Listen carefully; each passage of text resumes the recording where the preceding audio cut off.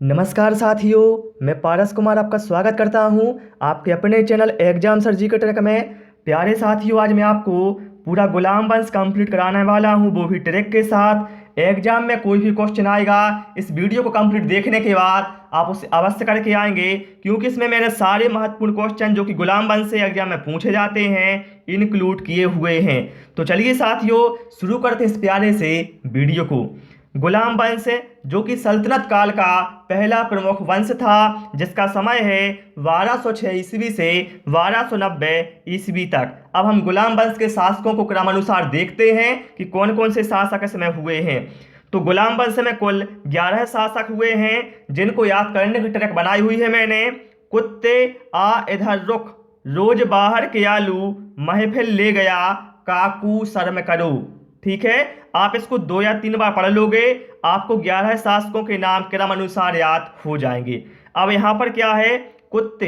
तो कुत्ते से मतलब हमारा है कुतुबुद्दीन ऐबक, जिनका समय है 1206 ईस्वी से 1210 ईस्वी तक।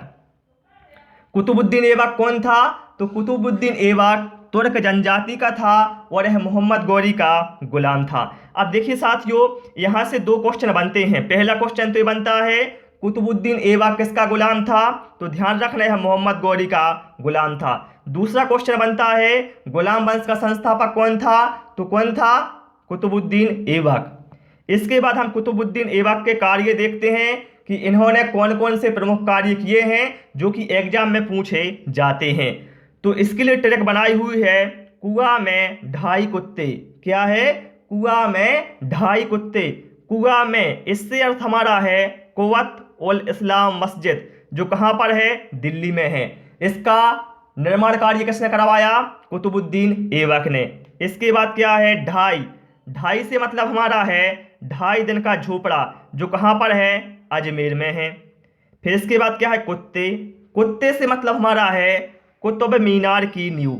कई बार क्वेश्चन आया हुआ है कुतुब मीनार की नींव किसने डाली? कुतुबुद्दीन ऐबक ने। 2.5 दिन का झोपड़ा कहाँ पर है? अजमेर में है। इस सारे पॉइंट जो आपको बताते जा रहा हूं याद रखना है।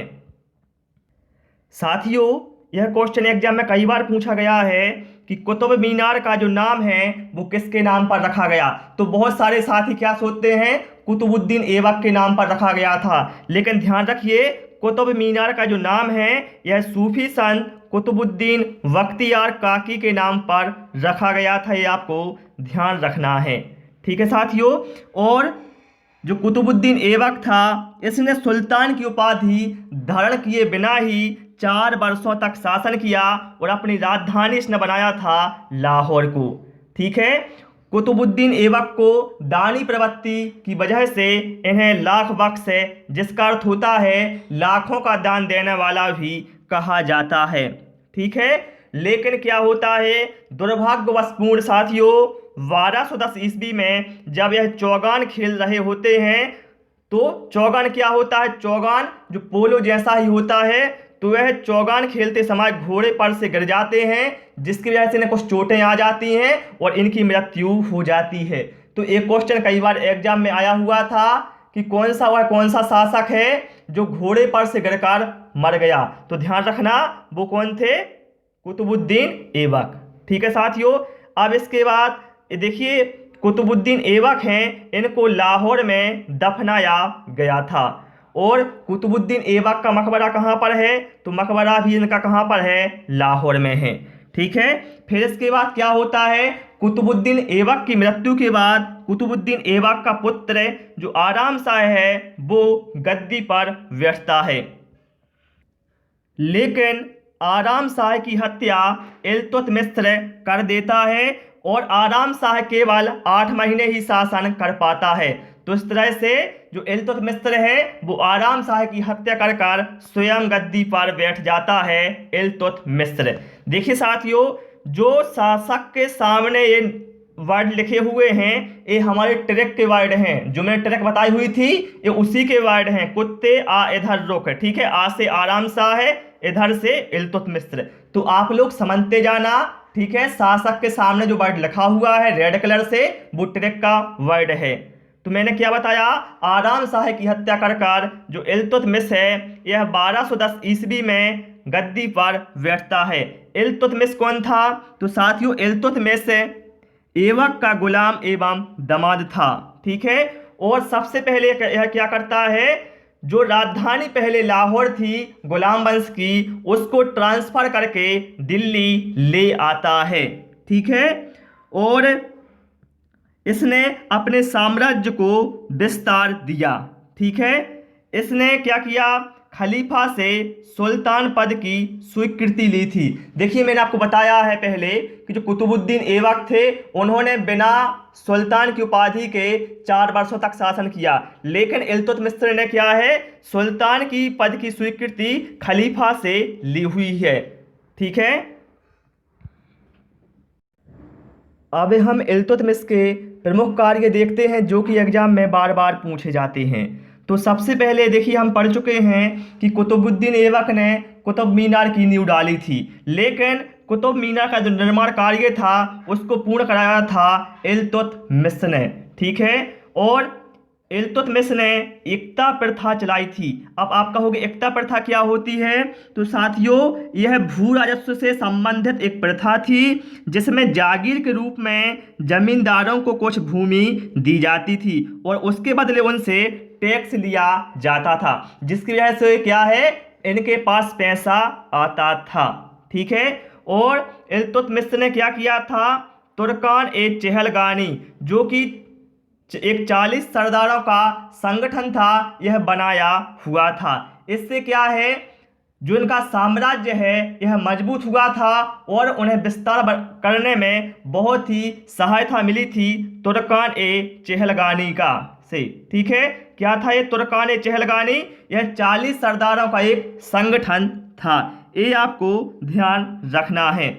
इसलिए इल्तुतमिश को गुलाम वंश का वास्तविक संस्थापक माना जाता है, क्योंकि देखिए जो कुतुबुद्दीन ऐबक थे, जो गुलाम वंश के संस्थापक थे, उन्होंने केवल 1206 से 1210 ईस्वी तक ही शासन किया था, जिसकी वजह से उन्होंने अपने साम्राज्य को विस्तार नहीं दे पाया था और उनकी मृत्यु हो गई थी।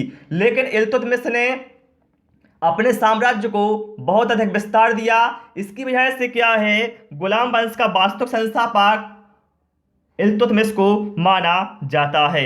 अब देखिए इल्तुतमिश ने शुद्ध अरबी सिक्के जारी किए थे, जिसमें जो टंका है यह चांदी का बना होता था और जीतल तांबे का बना होता था। ये पूछा जाता है कि टंका किससे बना होता था, तो ध्यान रखना चांदी से बना होता था और जीतल बना होता था साथियों तांबे से। ठीक है। मंगोल शासक चंगेज खान ने भारत की उत्तर पूर्वी सीमा पर आक्रमण इल्तुतमिश के समय ही किया था। ठीक है। जो मंगोल शासक थे चंगेज खान, इन्होंने भारत की उत्तर पूर्वी सीमा पर जो आक्रमण किया था वह इल्तुतमिश के समय ही किया था, लेकिन वो भारत में प्रवेश नहीं कर पाए थे, केवल उन्होंने सीमा पर से ही आक्रमण किया था। और होता क्या है साथियों, 1936 ईस्वी में दुर्भाग्यवशपूर्ण इनकी मृत्यु हो जाती है इल्तुतमिश की। ठीक है साथियों। और इल्तुतमिश अपनी मृत्यु से पहले कह देते हैं कि जो अगला शासक होगा वो रजिया सुल्तान होगी, लेकिन क्या होता है, जो तुर्की अमीर होते हैं वो इसके लिए मना कर देते हैं और उसकी जगह पर इल्तुतमिश का जो बेटा होता है या पुत्र होता है रुकनुद्दीन फिरोज शाह है, उसको शासक बना देते हैं। लेकिन साथियों जो रुकनुद्दीन फिरोज शाह होता है यह एक अयोग्य शासक था, यह कुछ समय के लिए ही बना रहता है और जो तुर्की अमीर हैं वो इसको हटाकर रजिया सुल्तान को ही शासक बना देते हैं। ठीक है। रजिया सुल्तान जिसका समय है 1236 ईस्वी से 1240 ईस्वी तक। अब देखिए यहाँ से क्वेश्चन क्या आता है, जो रजिया सुल्तान है भैया ये महिला थी, तो पहला क्वेश्चन तो यही बन जाता है कि प्रथम मुस्लिम महिला शासिका थी यह। कई बार एग्जाम में पूछा गया है कि प्रथम मुस्लिम महिला शासिका कौन थी, तो ध्यान रखना कौन थी, रजिया सुल्तान थी। ठीक है। रजिया सुल्तान जो कि पुरुषों की तरह पोशाक पहनकर चोगा और कुलाह पहनकर राज दरबार में आती थीं और इन्होंने पर्दा प्रथा का त्याग कर दिया था। कुलाह का मतलब होता है टोपी। ठीक है साथियों। तो रजिया सुल्तान की जो बात थी वो अधिकांश लोगों को पसंद नहीं आती थी। ठीक है, क्योंकि जो इनके दरबार के लोग थे वह महिला के सामने सिर झुकाना और उन्हें सम्मान देना अच्छा नहीं समझते थे। ठीक है, जिसकी वजह से क्या है, रजिया सुल्तान का ये विरोध करने लगे थे। और होता क्या है साथियों, जो रजिया सुल्तान थी धीरे धीरे इसका क्या होता है, मलिक जमालुद्दीन याकूत के साथ प्रेम प्रसंग शुरू हो जाता है। ठीक है, मलिक जमालुद्दीन याकूत जो कि एक उच्च कोटि का मुसलमान नहीं था, फिर भी रजिया सुल्तान का इनके साथ प्रेम प्रसंग शुरू हो जाता है। और रजिया सुल्तान इसको अमीर ए अखूर जो कि घोड़ों का सरदार होता है इसके पद पर ये नियुक्त कर देती है, जिसकी वजह से जो तुर्की अमीर थे वो और भी इस रजिया सुल्तान के विरोधी हो जाते हैं और वो तुर्की अमीर अल्तुनिया को आक्रमण के लिए निमंत्रण देते हैं। और अल्तुनिया आता है और आक्रमण करता है और याकूत को मारकर रजिया को बंदी बना लेता है। ठीक है, अब देखिए क्या होता है, रजिया को बंदी बना लेता है तो यहाँ पर जो सिंहासन है तो वो खाली हो जाता है। तो यहाँ पर कौन बैठता है फिर सिंहासन पर, बाहर से बहराम शाह है। ये हमारा ट्रैक का वर्ड है साथियों, ध्यान रखना। कौन बैठता है सिंहासन पर, बहराम शाह है, जिसका समय है 1240 से 1242 ईस्वी तक। साथियों बहराम शाह कौन था, तो ध्यान रखना जो बहराम शाह है यह इल्तुतमिश का ही पुत्र था। ठीक है, और फिर इसके बाद कौन आता है, इसके बाद आता है अलाउद्दीन मसूद शाह है, जिसका समय रहता है 1242 से 1246 ईस्वी तक। फिर कौन आता है, महमूद का पूरा नाम रहता है नसरुद्दीन महमूद, जिसका समय रहता है 1246 से 1266 ईस्वी तक।